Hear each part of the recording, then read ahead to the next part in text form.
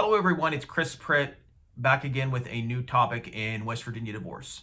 Today we're going to be talking about whether you can change your will prior to being divorced and what the procedures are for how you go about doing that if you can. The answer to the first part of that question is yes. At any point during your marriage, you are able to change your will as long as certain basic requirements are met. So you can change your will at any point prior to getting divorced. It can be right at the beginning, during, or after. And it is certainly important to go ahead and do that as soon as you possibly can. A lot of times people will do that after the divorce, but you certainly are not limited to that.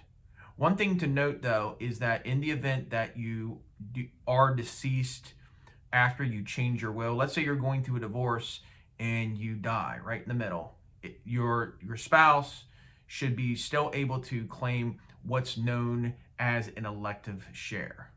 So an elective share is an interest that you have in a particular estate.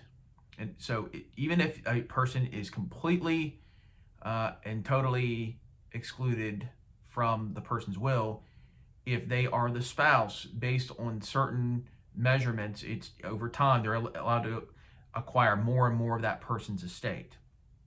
So that's the reason it's very, very important when you're going through a divorce to get a new will done, because even if you have a will in place, the person can still, even if you've gotten rid of the will, they can still go ahead and go after your estate.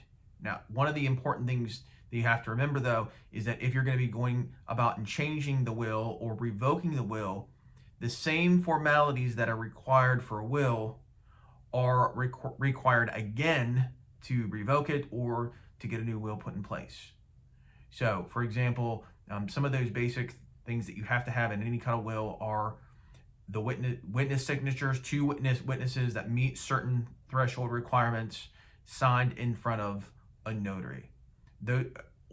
Alternatively, you could have what's known as a holographic will. And a holographic will is a will that is completely and totally written out by hand. But if you don't have those basic requirements met, then the old will is still going to be put in place. So you need to always remember, if you're going to be changing your will, make sure you do it right. Oftentimes, it's a good idea to have that done through an attorney's office, though it's certainly not required. That consists of today's video. If you have any questions at all, feel free to give me a call or send me an email. Have a good day.